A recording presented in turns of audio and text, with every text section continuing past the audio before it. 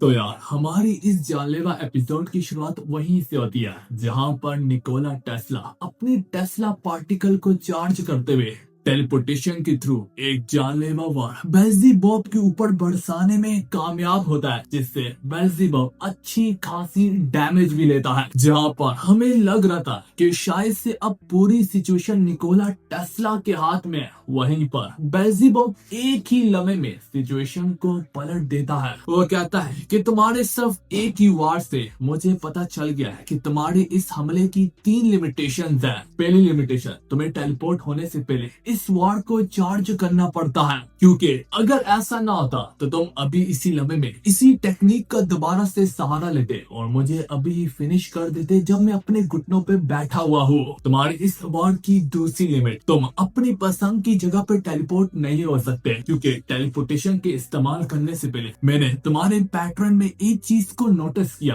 तुम्हारे वो cool Tesla step, जब तुम हवा में तैर रहे थे तो मैंने नोटिस किया तुम कुछ ज्यादा ही अनयूजुअल तरीके से इधर उधर मंडला रहे हो, पर असल में वो मेरी कंफ्यूजन के लिए नहीं था। तुम इसके कारण मुझे एक जगह पर कॉर्नर करने की कोशिश कर रहे थे, दबाने की कोशिश कर रहे थे, वही जगह जहाँ पर तुम टेलीपोर्ट करके जा सकते हो। ये चीज देखकर यहाँ तक ओदन और लोकी भी उस निकोला टेस्ला के तेज दिमाग से इम्प्रेस होते हैं। जाहिर सी बात है, वो इतना महान साइंटिस्ट है, स्ट्रेटजी तो वो बनाएगा ही। फिर फाइनली उसकी लास्ट लिमिट, वो कितनी बार टेलीपोर्ट हो सकता है, ये बेल्ज़ेबूब के कहने की देर होती हम देख पाते हैं। उसके हाथ में एक टेस्ला कॉइल टूट जाती है, जो देखकर सभी के मुंह खुले के खुले रह जाते हैं। निकोला टेस्ला तो समझदार था ही, बेल्ज़ेबूब तो उससे भी आगे निकला। उसने सब चंद लम्हों में अपने अपोनेंट को एक किताब की तरह रीड कर लिया। निकोला टेस्ला उसकी दाद देते हुए यहाँ तक ये भी रिवील करता है कि एक और चीज, ये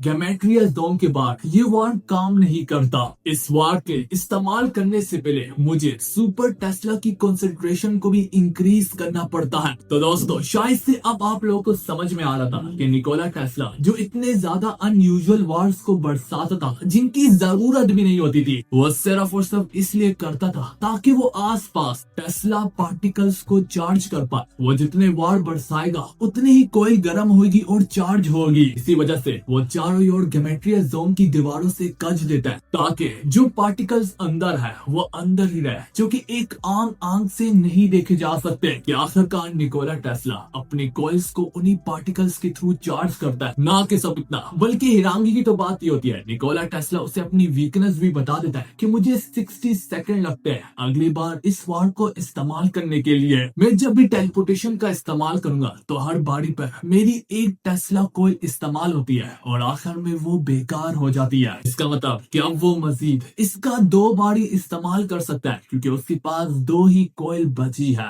बुनिल्डा बताती है अगर उसने 2 बार से ज्यादा इस्तेमाल किया तो सिस्टर गोंडल की जिंदगी वहीं पर खत्म हो जाएगी। ना कि सब इतना, बल्कि निकोला टेस्ला का वजूद भी वहीं पर खत्म हो जाएगा। बेल्ज़ेबूब उसकी दाद देते हुए कहता है वो सब तो ठीक है, लेकिन मैं हैरान हूँ कि तुमने यहाँ तक मुझे अपनी सारी की सारी वीकनेस बता दी। तो क्या इसका मतलब मैं ये समझूं कि तुम्हें अपनी काबिलियत पे पूरा पूरा यकीन है कि इस बैटल को सिर्फ और सिर्फ तुम ही जीतोगे? निकोला टेस्ला आगे अपनी बात को दोहराते हुए कहता है ऐसी बात नहीं है। मुझे लगता है कि नॉलेज को एक बंदे को कभी भी अपने साथ कब्र में लेके नहीं जाना चाहिए। तुम नॉलेज को जितना लोगों को दे सकते हो उतना ही अच्छा है। तो दोस्तों, वो यहाँ पर एक तरह से उसे केमिस्ट्री और साइंस पढ़ा रहा था, जबकि ये उसकी वीकनेस थी। उसने तब भी उसे ये नॉलेज दिया क्योंकि वो चाहता है कि सबके पास नॉलेज होना चाहिए, क्योंकि उसका मानना होता है इसी नॉलेज के तो तहत इंसानियत इतनी ज्यादा आगे बढ़ पाई है। तो वो चाहता है ये नॉलेज ना कि सब हर इंसानियत के पास हो, बल्कि गॉड्स के पास भी होना चाहिए। ये देखकर बेल्ज़ेबूब मुस्कुराते हुए कहता है तुम मुझे पसंद आए, हालांकि ये तुम्हारी बहुत बड़ी वीकनेस है, लेकिन फिर भी तुमने एक टीचर होने के नाते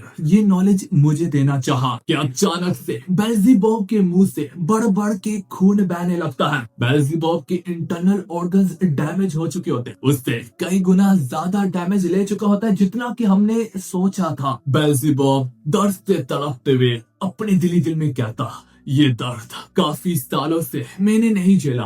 आखिरी बार ये दर्द मुझे सिर्फ और सिर्फ हेडीज नहीं दिया था। ये उसके कहने की देर होती है। कहानी हेलहाइम की गहराइयों के अंदर समा जाती है, जहाँ पर एक शख्स सारे के सारे हेलहाइम के खतरनाक मॉन्स्टर्स को मारते मारते हेडीज तक जा पहुँचता है। हेडीज उसकी दाद देते हुए कहता है, तुमने मेरे खिलाफ कदम जमाए और यहाँ तक तुम मेरे सीक्रेट चैम्बर में भी पहुँच गए, जहाँ पर मेरा ठिकाना है। तो बताओ मैं तुम्हारी कैसे मदद कर सकता हूँ। ये कहते हुए वो उसका टाइटल और उसके नाम से पुकारता है, लॉर्ड ऑफ द फ्लाई बेल्ज़ेबub। हाँ दोस्तों, वो शख्स वो व्यक्ति कोई और नहीं बल्कि बेल्ज़ेबub होता है, जो कि इस वक्त इंतहाई ज्यादा खोखला हो चुका होता है, अंदर से डैमेज ले चुका होता है। वो कहता, तुम हो हेडीज, मैं यहाँ पर अपनी उम्मीदों से जा पहुंचा हूँ। मैं चाहता हूँ कि तुम मेरे खिलाफ लड़ो। ये कहते हुए वो अपनी पावर को अनलीश करता है। हेडीज जिसके चेहरे पर जर्रा भी ना डर होता है और ना ही कोई सवाल होता है, वो कॉन्फिडेंस के साथ ये कहता है, तुम्हें पता है मैंने तुम्हारे बारे में सब कुछ सुना है। एक अजीब सा गॉड जो कि हेवन की ऊंचाइयों से हेलहाइम की गहराइयों के अंदर समा गया है। एक पागल गॉड जिसको लोग यहाँ तक डीमन पुकारते हैं। वो इतना ज्यादा खिसक गया है कि उसने हेलहाइम के एक से एक खतरनाक मॉन्स्टर को, दरिंदे को गिरा डाला। कहा जाता है कि वो किंग से मिलना चाहता है। हाँ दोस्तों, वो किंग कोई और नहीं बल्कि हेडीज ही है। बेल्ज़ेबub अपनी वाइब्रेशन से उबरने लगता है, पर हेडीज उससे एक सवाल पूछता, एक बात तो बताओ, यहाँ पर पहुँचने से पहले आखिर तुमने कितने दानवों को मार गिराया, कितने दरिंदों का सामना किया। ऐसा करते करते अपने आप को मौत के करीब पाया, पर तुम्हारी ये मिजाल कि ऐसी सिचुएशन में भी तुमने अपने हाथों को मेरे खिलाफ उठाया। क्या तुम जानते नहीं हो मैं कौन हूँ? क्या तुम्हें इसका मतलब पता है? इसका मतलब है तुम बेसिकली चाह रहे हो कि मैं तुम्हें मार गिरा। बेल्ज़ेबub अपने मुंह को खोलते हुए कहता, हाँ मैं यही चाहता हूँ, मैं चाहता हूँ तुम मुझे मार गिराओ। हेडीज आगे कहता, हाँ ये अजीब रिक्वेस्ट है। ये बोलते हुए वो अपनी स्पेयर को उठा के कहता है, जो भी बहरहाल मैंने तुम्हारे चैलेंज को एक्सेप्ट किया। दोस्तों अगर आप लोग चाहते हैं कि मेरी मेहनत यूं बेकार ना जाए तो इस वीडियो पे जितने ज्यादा लाइक और कमेंट कर सकते हो कर दो, और अगर हाइप बटन दिख रहा है तो वो भी दबा दो। मैंने अपना पर्सनल इंस्टा उस्मान रैंक्स और साथ ही साथ इस एनिमे चैनल का इंस्टा नीचे कमेंट में दिया होगा, तुम लोग जाकर वहां पर भी मुझे फॉलो कर सकते हो। इससे मुझे मोटिवेशन मिलती है और बदले में मैं वादा करता हूँ, जैसे कि अभी तक आप लोग इससे करते हुए आए, इसी वजह से मैं वीडियोस पर वीडियोस अपलोड कर रहा हूँ। तो मैं वादा करता हूँ अगर इस बार भी किया तो मैं जल्दी ही वीडियो ले आऊंगा। तो चलो अपनी कहानी की ओर वापस आते हैं। वो बैटल जो उनके नर की गिराइयों में शुरू हुआ, उनकी ब्लेडों की आवाज यहाँ तक हेवन की ऊंचाइयों में समाने लगी थी। बेल्ज़ेबub पूरे तरीके से हेडीज पर बाड़ी पड़ने की कोशिश करता है। वो वार करता, हेडीज ब्लॉक करता, वो अपनी वाइब्रेशन को बरसाता, हेडीज उसे वहीं पर खत्म कर देता। किसी समय हेडीज अपने एक मामूली वार के दम पर बेल्ज़ेबub को अपने से दूर करता है, जिसके बाद बेल्ज़ेबub यहाँ पे बढ़ बढ़ के सांसें लेने लगता है। हालांकि बेल्ज़ेबub जब दोबारा से उसके खिलाफ अपने कदमों को आगे बढ़ाता है, हम हेडीज के चेहरे पर एक डिमोनिक लुक देख पाते हैं, जो कि बढ़ बढ़ के इस बात की गवाही दे रहा होता है कि अपने कदमों को पीछे कर दो। सिर्फ और सिर्फ अपने आप को मार खाते हुए ही पाता है। इस सब के बाद हेडीज जब उसकी बस जान को नोचने ही लगता है, बेल्ज़ेबub आगे कहता, हेलहाइम के मालिक, मैंने तुमसे यही उम्मीद रखी थी। तुम बेहतर हो, नहीं तुम सबसे ज्यादा स्ट्रॉन्ग हो, पर फाइनली अब मैं सुकून से मर सकता हूँ। हेडीज आगे बोलता, तुम क्यों इतनी बेदर्दी से मरना चाहते हो? तो बेल्ज़ेबub यहाँ पर शब्दों से समझाने के बजाय सोचता है कि क्यों ना इसे प्रैक्टिकल करके दिखाया जाए। इसी के साथ बेल्ज़ेबub अपनी जान जैसे लेने की कोशिश करता है कि अचानक से उसके सीने में टैटू उसे वहीं पर रोक देता है। इसके बाद वो अंदर से दर्द से तड़पते हुए कहता है, ये है मेरी सच्चाई, इसे तुम अपनी निगाहों से देख लो। मैं बस मरना चाहता हूँ, लेकिन ये मुझे कभी भी मरने नहीं देता। मैं हेलहाइम में आया इस उम्मीद से कि कोई दरिंदा मुझे मार डालेगा, मैं वहां पे खड़ा रहता हूँ, लेकिन इस टैटू की वजह से मेरा जिस्म खुद ही सेल्फ डिफेंस करने लगता है। मैं मारता क्या आखिर में मैंने अपने वजूद को ही वहां पर पाया। ये सिर्फ मुझे तकलीफ देता है, ये सिर्फ मुझे दर्द देता है। मैं अंदर से इतना खोखला हो चुका हूँ, इसके बावजूद भी मुझ पर मौत नहीं आती। ये बहन की लिलित की गलती है। मैंने उससे मार डाला तो उसने मुझे जिंदगी दे दी। उसने मुझे कर्ज किया। उसने कहा कि तुम कभी भी नहीं मर पाओगे। मैं तड़पा, मैं फिर भी जिया। मैं कटा, मैं फिर भी आगे बढ़ा। उसने मुझे कहा कि तुम इसी तरह जीते जाओगे और कभी भी मौत को नहीं पाओगे। प्लीज हेडिस, हेलहाइम के मालिक, हेलहाइम के वजेता, मैं तुम्हें मिन्नत करता हूँ, मैं तुम्हारे पैर पकड़ता हूँ, मेरे सर को काट डालो, वरना ये दर्द कभी भी मेरा पीछा नहीं छोड़ेगा।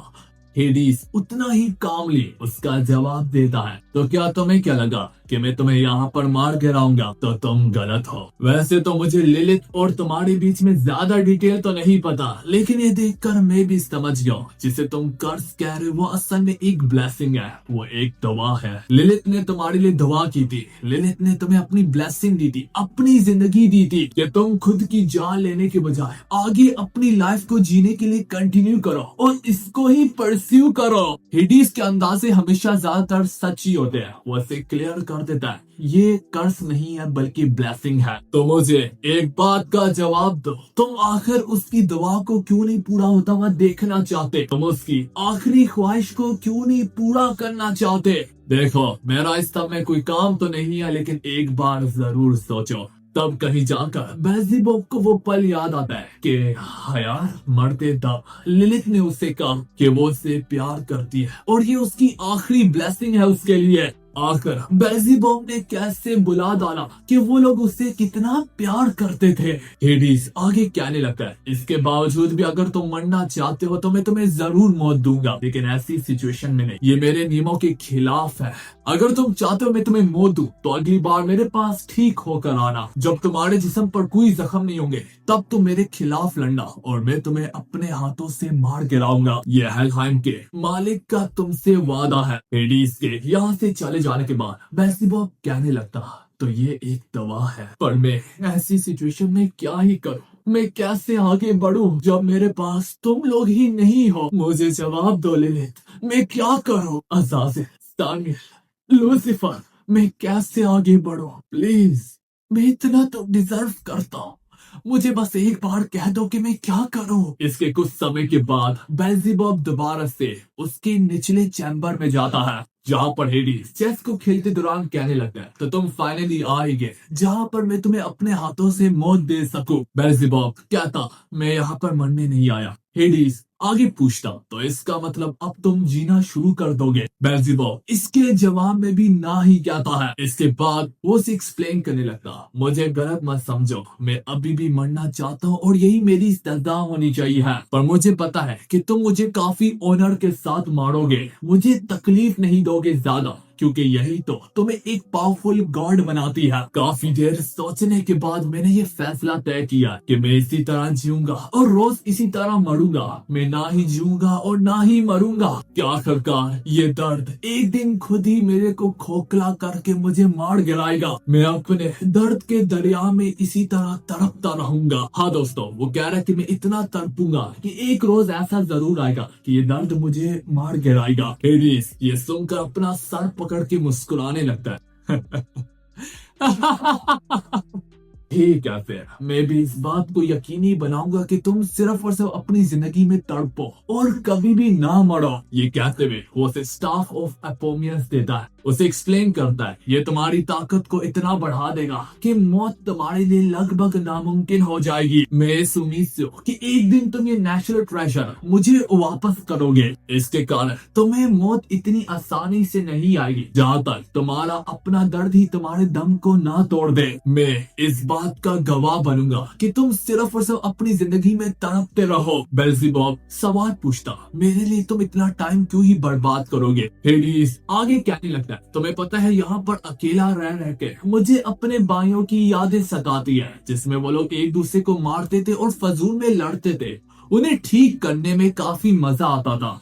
और जब मैं उन्हें मिस कर रही था तो तुम बिल्कुल उन्हीं की तरह कंफ्यूज चेहरा लेकर मेरे पास आ गए, जिसके साथ डील करने का अपना ही मजा है। जाते जाते बेल्ज़ेबूब बोलता है, तुम इतना शरीफ बनने का, मासूम बनने का नाटक मत करो। मैंने तुम्हारे बारे में सुना है कि तुम एक मामूली सी सिचुएशन को भी पहले से भी ज्यादा घटिया और बेकार बना देते हो। हाँ दोस्तों, उसे मजा आता है लोगों के साथ छेड़छाड़ी करने में। हेडिस आगे बोलता, कौन मैं? ना, ये झूठ है, पर असल में ये सच होता है। कहानी प्रेजेंट में आती है और यही सोचकर बेल्ज़ेबूब को गुस्सा आने लगता है, जैसे कि उसने सोचा था उसने बेल्ज़ेबूब के दिमाग के साथ छेड़छाड़ी की है। इसे याद करके बेल्ज़ेबूब को सब गुस्सा आने लगता है हेडिस पर। ये कहते हुए वो अपने दिली दिल में कहता, हेडिस, ये सिर्फ और सिर्फ तुम्हारी गलती है, तुम्हारी पेनफुल पर्सनैलिटी की वजह से। देखो, मैं आज और तड़प रहा हूँ, इस दर्द ने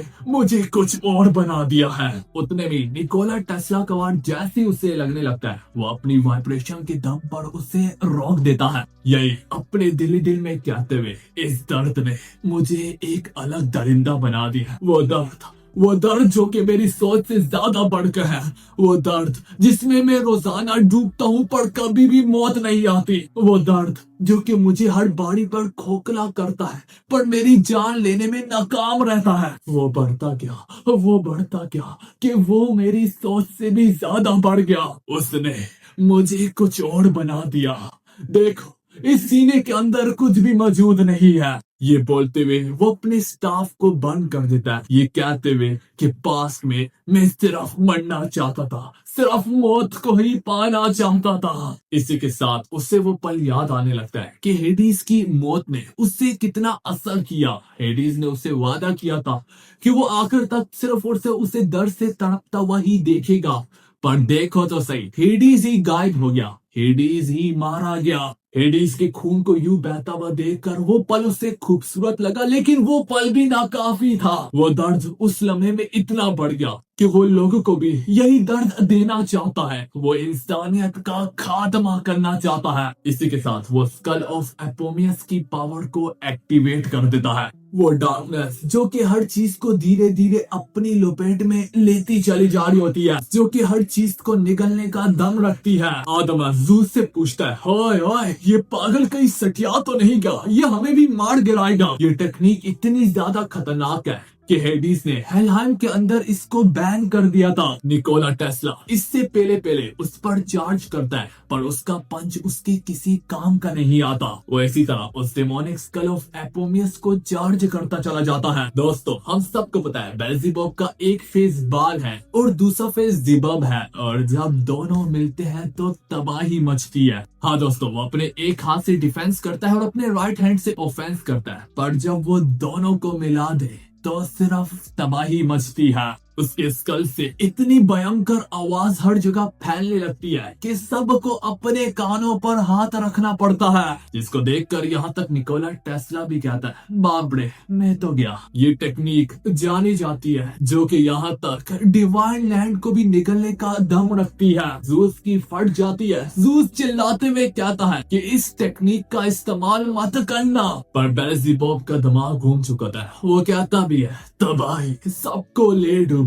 इसी के साथ हम एक प्योर डार्कनेस को देख पाते हैं। वो डार्कनेस जो कि हेलहाइम की ऊंचाइयों को छूने लगता है।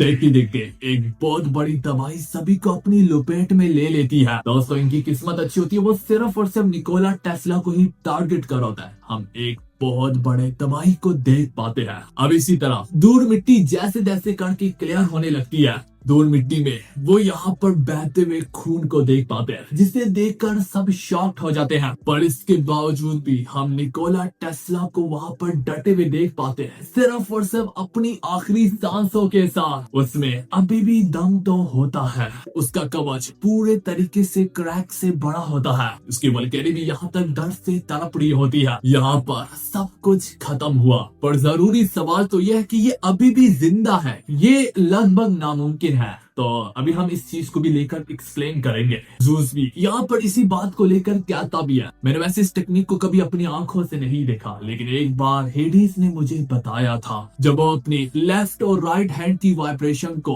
इस्तेमाल करता है एक साथ, तो इससे कियास जन्म लेती है। इस बार तो उसने निकोला टेस्ला को टारगेट किया था, लेकिन हेल में इसने इससे पानी की तरह बहने दिया, जो देखकर हेडिस की भी रोंगटे खड़े हो गए थे और उसने इस टेक्निक को बैन कर दिया था। उधर ही हम बेल्ज़ेबूब को भी देख पाते हैं, जो कि अपने इसी टेक्निक के दर्द से तड़प रहा होता है। तो दोस्तों फिलहाल इसी के साथ हमारी वाली एपिसोड यहाँ पर खत्म होती है।